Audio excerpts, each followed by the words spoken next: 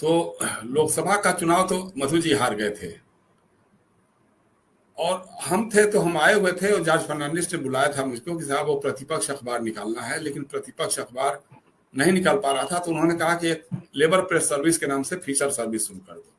तो हम लोगों ने एक फीचर सर्विस शुरू की थी और काफी चल पड़ी थी, वो ठीक ठाक चल रही थी।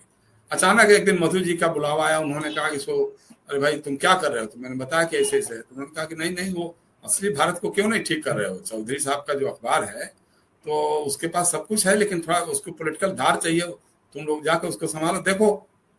तो हमने कहा अच्छा ठीक है। फिर मैं जाके मिला रवि राय जी से और फिर असली भारत के साथ जुड़ गया। हम लोग स्टोरी वगैरह काफी की थी उसमें। तो उसमें लेकिन उसका यह है कि अब वही है कि बचपने की बातें जो है, अब हम जाते थे, हम उस समय लूना मोपेड पे चलते थे। लूना मोपेड एक गाड़ी होती थी छोटी सी।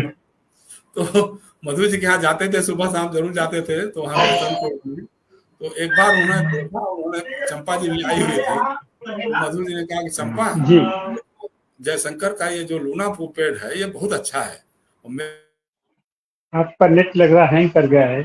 तो हम इस तरह देखते हैं कि मधुलिमय साहब का पूरा जीवन एक तरीके से संत का जीवन था और उन्होंने अपने जीवन में इस समाज से लिया कम और दिया ज्यादा। जी सर। वही है कि न्यूनतम लिया अधिकतम दिया वाली बात जो है ना, वो मधु जी के साथ लागू होती थी, होती है मतलब अभी भी। और बाद में भी देखिए, वो आदमी पहला जितना लिख करके उन्होंने किया। रविवार में तो हम लोग, रविवार में 10 साल में रहा लगातार, वो जब तक रहे रविवार रहा तब तक रविवार में लिखते रहे, संडे में लिखते रहे। लिखने से जो पारिश्रमिक मिलता था वो उनकी जीविका का साधन होता था। पेंशन नहीं लिया उन्होंने कभी, जैसे फ्रीडम फाइटर वाली पेंशन हो या गोवा मुक्ति आंदोलन का भी था, तो वो सब नहीं लिया। लेकिन उनका जीवन पूरा का पूरा एक संत साधु समाज जैसे होते हैं। हालांकि साधु कह करके तो आज के साधुओं के बरस तो अपमान ही हो जाएगा उनका, इसलिए वो तो एक अलग बात है। लेकिन वो अलग ढंग का जीवन था। वो संघर्ष जितना उस मधुलिमय ने किया उस समय, अच्छा वो हर लेवल का संघर्ष, सड़क का संघर्ष, संसद का संघर्ष, या फिर अदालतों का भी संघर्ष। अदालतों में भी जाकर के वो मुकदमे लड़ते थे, केसेस करते थे।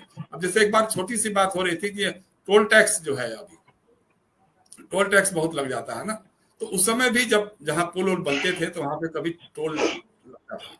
तो उन्होंने उस पर भी एक बार केस किया कि भाई इसकी लागत का पैसा अगर निकल गया है, पुल के लागत का पैसा अगर निकल गया है, तो फिर उसको टोल टैक्स को कंटिन्यू रखने का क्या कारण है? वो केस वो जीते थे, लेकिन बाद में सब कुछ तो बदलता गया, बदल ही गया, सब कुछ बदल गया।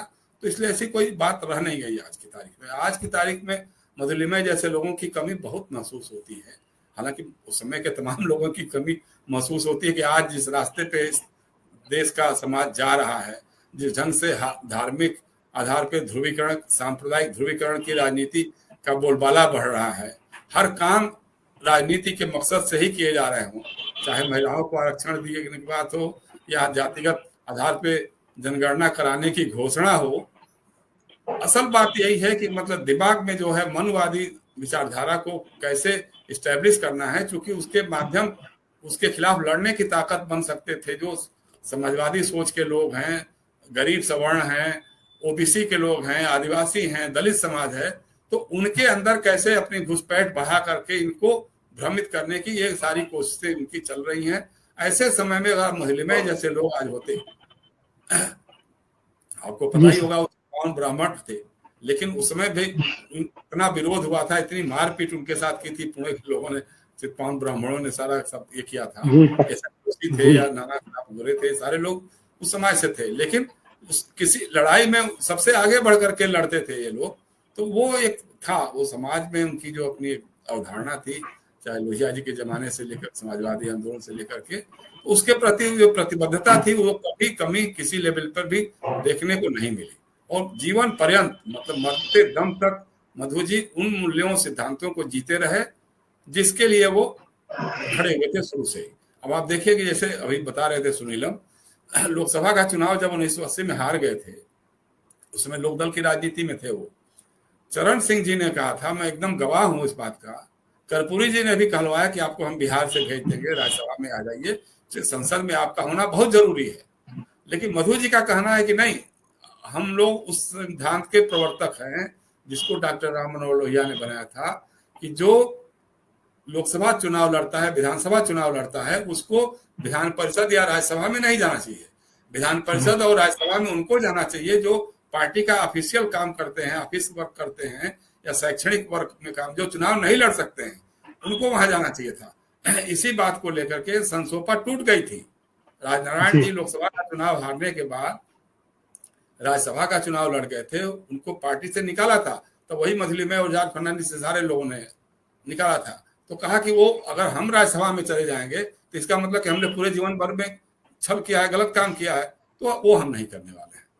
तो वो मजलिस में हमने देखा है, आज तो लोग राज्यसभा क्या मतलब 3 दिन के लिए राज्यसभा मिल जाए तो उसके लिए लोग सब कुछ तैयार हो जाते हैं। तो ऐसे मैं तो देखा था, उनको नमन करते हैं आज की तारीख में। आपके माध्यम से बहुजन समाज ने उनको संवाद में उनको याद किया। जी सर। ऐसी हालत में हम देखते हैं, जबकि हमारे समाजवादी आंदोलन के 90 साल पूरे होने जा रहे हैं, गौरवशाली सम्मानजनक तरीके से हमारा ये पूरा आंदोलन चल रहा है, उसमें मधुलिमय जैसे देदीप्यमान नक्षत्र हमारा निश्चित रूप से हमारे मार्ग को आलोकित करता रहेगा, प्रभावित करता रहेगा। समाजवादी जीवन मूल्य, समाजवादी दर्शन, समाजवादी जिंदगी कैसे जी जाती है, इसको अगर कहीं देखना होगा, अगर कहीं से रोशनी मिल सकती है तो वो हमारे मधुलिमय जी हैं। आज उनके 105वीं जयंती पर हम उन्हें बहुत बहुत विनम्र श्रद्धांजलि अर्पित करते हैं और उन्हें क्रांतिकारी अभिवादन पेश करते हैं। बहुत बहुत धन्यवाद जयशंकर गुप्ता जी।